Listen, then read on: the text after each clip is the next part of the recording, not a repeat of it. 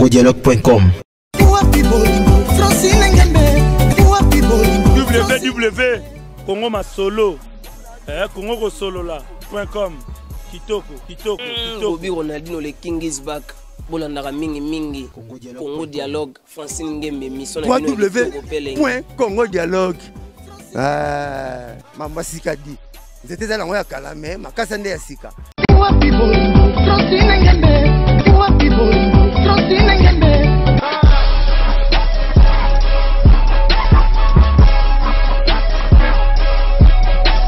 congodialogue.com.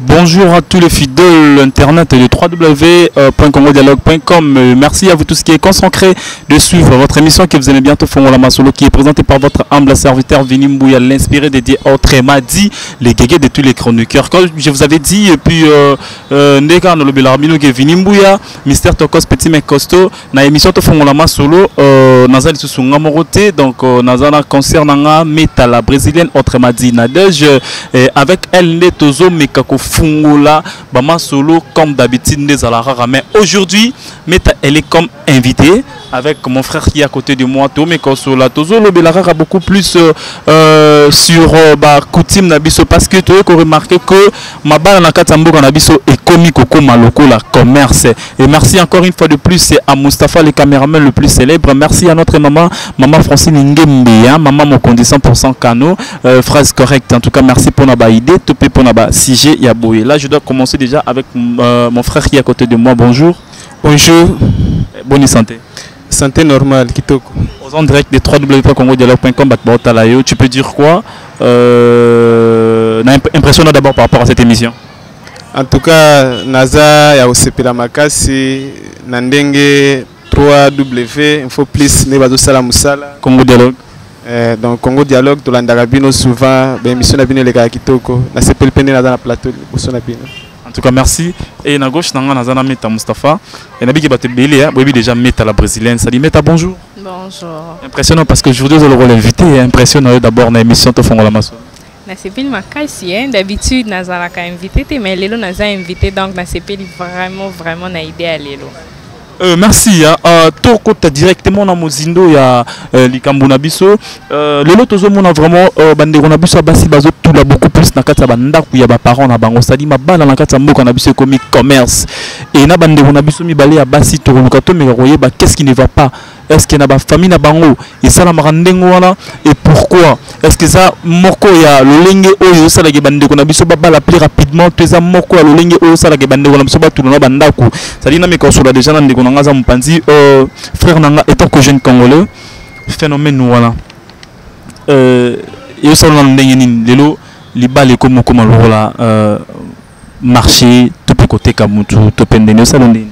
En tout cas, ça passe en tant que jeune congolais. Phénomène wana et pas nanga penza nazala ko déplorer en makasi. Parce que les comme pour na ko bala na katambo kanabiso ça pose problème.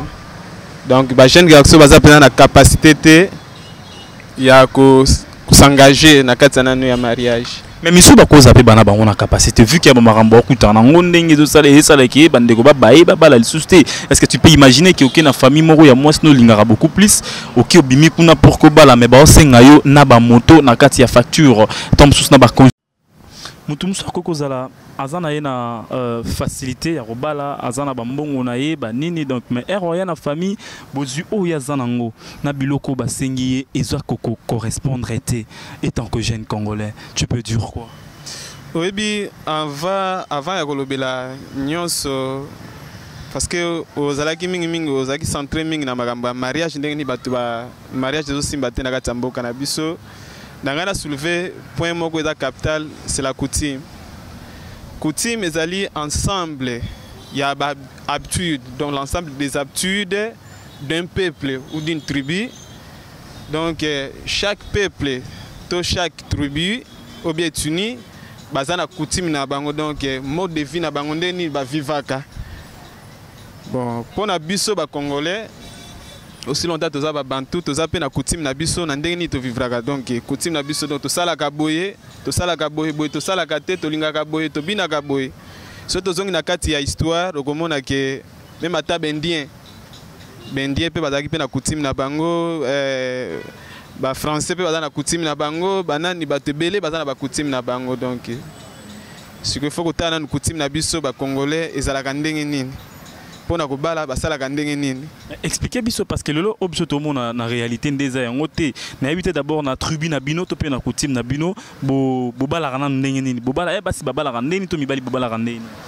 Bon ngai na tamboli moi presque RDC belé na tamboli ba place belé na tamboli na kati ya bandundu naza mutu ya Bakongo mais na tamboli mingi na kati ya bandundu eza isika nga na vivre na ba coutume mususu par exemple pa ya basakata okomona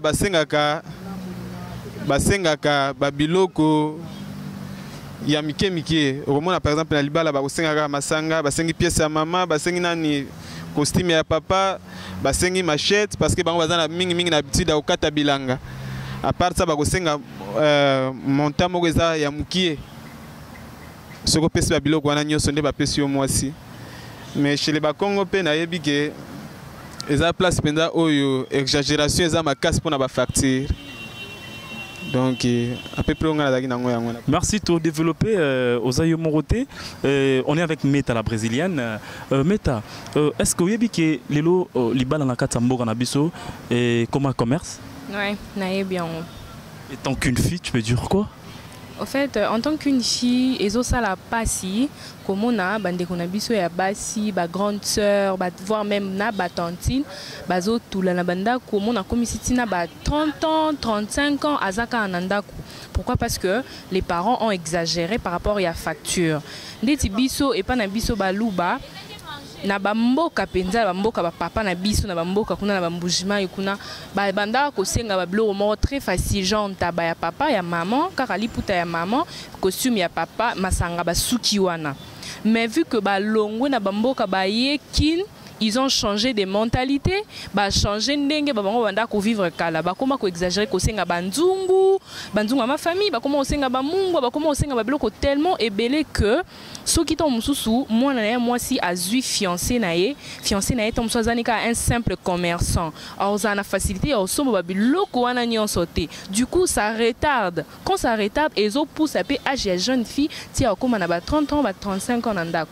En tout cas, ils ont comportement où ils ont ça la si pe mawa siko soki ndeti et comme elio siko meta que not un bon tonton mo bon monani ya bala meta ina famille ba meta sengi facture ba osenga etom sumutu kana kata facture ba osenga e boit tout meta tu peux dire quoi na famille na yo déjà na lobango et pas na biso maman abisa e biango na e bisa e déjà que ngai soki ba ko balanga na lingi exagération te pour je risquerais même na kende na ngaka bongo fele tant que pas sans que bosenga ba bloko na nyoso ba pesa phénomène on peut salama déjà ba mabala ya to fanda c'est-à-dire ba exagération ba facture yango ils ont causé ba phénomène wana mabala ya to fanda parce que ceux qui déjà moi si azui fiancé na ebongo et que bino ba parents bozo telemelaka a pesa mbongo o bino bosengi ceux qui azo alingi tellement makasa za pour ça ba vendre sika mo o mona tekeza ko pousser aki mabino na ndako ki komi koti sa yemo na libala na parce que vous exagérez avec votre facture. Et ça peut l'une de causes où ils ont ça que bana basi ba kuma rovana na mabala sans que ba pese la bango attend un franc. Mais t'es la brésilienne. En tout cas, tout ça, tout kende balobi lelon des alelo, c'est-à-dire ba parents topé ba famille bon mekapé ko aider biso, c'est-à-dire bozui eza penza mingité. Ça dit tom somo na ya moi teka na moi ligablo na ya moi débrouiller na marque na vu kaza bolingo moi sinaye azana posa bazala ndako moko na moi sinaye alors tant wa na famille bino bozu facture amnene bo mami kelié bozu ba mambe belé bo cheli ça dit kende ko moi bala moi sinaye zate c'est-à-dire bo panzi ba maramba batu topé na kanda na pa rozoyer patie na palais pa botisi ba na ndenga lingi nyonso to na faute ya ndekote mais a faute ya ba famille tozonga na koto na loboko à droite parce que tozo kende penza malembe ndeka to bisaki bango ke to meka sola parce que voilà étant que un jeune congolais et s'il faut dire un mot ou s'il faut lancer un petit message ou s'il faut donner un petit conseil na ba famille oyo tout ba exagérer na ba facture au Koloba nini parce que Mustapha cette caméra est à la yo s'il faut donner un petit conseil na ba famille wana surtout qu'est-ce que tu peux dire nga conseil pendant la repé c'est pas ba famille il faut ba premièrement que tozali ba bantu en plus tozali ba africain chaque peuple aza na culture na yoto coutume na ndenge na lobaki liboso biso siko ba africain pa na biso mingi toza na caractère ko apprêter ko apprêter nano yo ba coutume ya batu mususu donc makambo esala makana Europe makambo esala makana no libanda ba mboka na biso tozo zwango tozo tango na kati ya makambo na biso. Mais est-ce que en Europe babala moi si na facture batie mutu? Bon, en Europe, so babala moi si na farti batie mutuka te mais au moment que par rapport à nano ya mariage pas bango c'est coûtant ndenge na yoka kana masolo. Est-ce que marambo benina l'international et marambo ya solo que par rapport à mariage na bino to pe badara libanais za trop coûtant? Par rapport na yoka kana masolo ezandengwana siko nangana lo bapenza ke na pona nyonso etali makamano ya mabala ba pareil faut ba ke tozali banano ba africain tozali ba bantu toza ba congolais mariage ezali simple symbole eza symbole oyo ki na tango akala okomona ke bakoko bandeko mobali bandeko basi bazu bakutani esika moko boye oyo ezaki fixé pona cérémonie mobali apesi ba biloko aza nango bapesi ye mwasi bafete ensemble ndenge bandaki kosalama parce que ezaki symbole toyokaka ke bakoko na biso ya kala bandaki kovivre bandaki kobala par rapport na mungwa na biloko lokwa bamungwa biloko lokwa biloko moya mike masanga bapesi ndenge ezo esili soko otala ntango wana boye na ntango na biso eza na une grande différence parce que omona ke na bepoke oyo eleki bepoke antérieure bato bandaki kobala trop vu que facture ezalaki moins cher mais lelo l'époque na biso bato baye belé basi baze belé mibali baze belé mais mabala ekomi difficile de bato bazo ko basuko bala te donc ba famille to ba papa na biso il faut baye ba pe citation ya mboka na biso il faut batala nano avant ko balisa avant ko tia facture il faut ko tala nano citation socio-économique na biso. Prenons par exemple que ce que total biso na kata Congo boye ba o ba salaka salaire na bango eza mukie tozo gagner nano ba maigre salaire na maigre salaire wana boye comment on parvenir que o ya ko bala mwasi au moment que nyonso ko simba te. En tout cas, merci Ndekonanga parce que tu as commis déjà aucun pratiquement à la fin de notre mission. Meta, mais quand il y a des sabandé connus, surtout il y a basi bautala aussi quoi. Ce qui problème moi n'est comme les bango. Bakoki ko s'en sortir ndengenini. Ndeko mo bazana mobali na lingara mingi, c'est-à-dire mobali na zana bozimo ya malongate a pousser na famille pour balayer et famille pe si maman na facture. Oh mobile a coquille même pas qu'on résoudre un problème moi na topé qu'on résoudre na facture wana et conseil nous copier ça na bande ko basi wana. Bon, en tant que fille, si on a copié ça conseil na bande ko nanga basi tozana premièrement toza ba africain le bin de konanga yo. Ba africain toza na culture mo to télé mais là déjà ba parents na bisoté. Ba boti na bisoto ko télé mais la bangoté.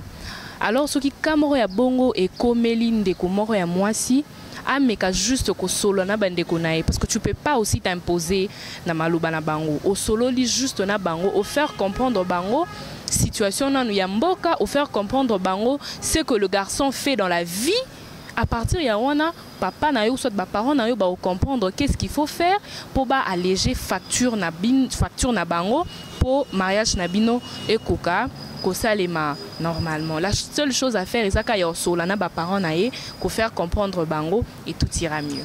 Bana baluba non se botalo siko et tant que luba et s'il faut lancer un petit message na baluba nyo surtout. Non, ça va on a lingaka bango mingi. Eza ekolo ya liboso on a lingaka na Congo yango wana.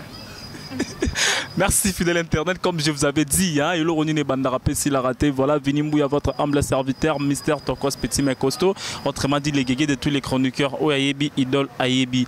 Il y a une différence qui existe entre Vinimbouya et tant que moi, il y a Ina au Vienanga, mon père, là, ceux qui n'ont pas Ina, et puis différence n'a pas tout. Et là, j'ai profité de l'occasion de dire merci à le seigneur des images, Mustapha Balobi, le caméraman le plus célèbre. Et pourquoi pas de dire encore merci à l'équipe technique Mobimba. Oui, ça, là, qui est Vinimbuya, Azala vraiment normal, Nengazaboué, avant la place Mora danser, à vivre, vivre. À la première position, je vois déjà notre maman chérie que j'aime bien, maman Francine Ngembe, maman Mokonzi, 100% cano, phrase correcte. C'est-à-dire, moi, je suis Zanga li Kwanza Nanzoto, Zangana li Passa, c'est-à-dire Zangana Ndoi, phrase correcte. Maman Azangi s'est raté, ça dit Moutupa Lekio a saté. Et là, je dis encore merci infiniment à Pirongombo El Picasso, $900, c'est quoi? Pirongombo El Picasso, $900, c'est quoi? Dans le banc avec force, surtout Pirongombo El Picasso, $900, c'est quoi? Et pourquoi pas de dire merci à 4x4 Joe Ballard de London, les partenaires privés de cette émission Tofongolama Solo. Là, je vois encore Elodie Lipassa Elungi à fête. Elodie Lipassa Elungi à fête, Babi. Tobala na biso tobala facture réseau kita tobala tobala balati tobala ne bandeko babala Mustapha pe bala ça dit meta pe bala ça dit tobala balara nenge facture réseau kita. Et là je dis encore merci infiniment à Beninadia International, l'international Beninadia nakata ba France, JKB la Banque Populaire nakata Orléans, Isaac Parker Maboko Bank. En tout cas, merci na bandeko tout bolingara Vinimbuya, Yvonne Balambala, Titingembo de Paris, ça dit bambote na bino tout donc voilà. N'habité, mais à ta 2 personnes qui pas deux personnes, il n'y a pas pour n'habiter balingaro trop, ça dit 2 personnes qui pas moi bambote ça moi ja. Ouais, so na kopé sambote nanga, na fait sambote nanga na maman Lundi Ngebe. Maman Mokonzi dans na peso bambote belé bisiko zali, na pesi pembote na Isaac Parker Maboko Bank. Bambote belé bisiko zali depuis la France. Est-ce que vous savez JKB la Banque Populaire? Oui, JKB la Banque Populaire fait bambote belé na bisiko zali. En tout cas, merci. Et mbota tana mutumoko? Naza mbote na pesi mbote pa Pasteur John, pasteur yana no Église Christ en Action. Na pesi pe lisusu mbote na camarade nanga moko ya mutema asemi yake. Na pesi mbote lisusu na ba Congolais nyonso oyo balandaka site internet na biso. En tout cas, merci Totelima, merci. Nabi Kebozaï vraiment belé, partout dans le monde entier, en Amérique, en Belgique, en France, Angleterre, Irlande, Turquie, Inde, partout, bande retour na tangina ba pays na tangité, c'est-à-dire Vinimbuya yo tous s'abonner na www.congodialogue.com, tous s'abonner. Sur Olingara met à la brésilienne, c'est-à-dire s'abonner pour te comprendre que Olingara biso, on se retrouve à la prochaine avec deuxième épisode de cette tranche ou de cette émission. Bye yo.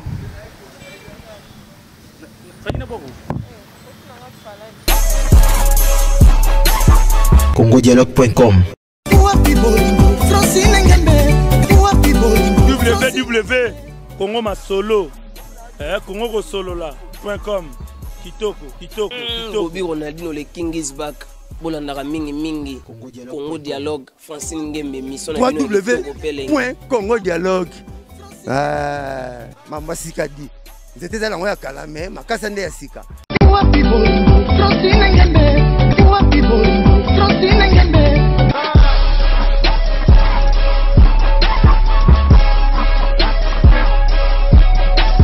congodialogue.com il va le pesa nga Francine Ngembe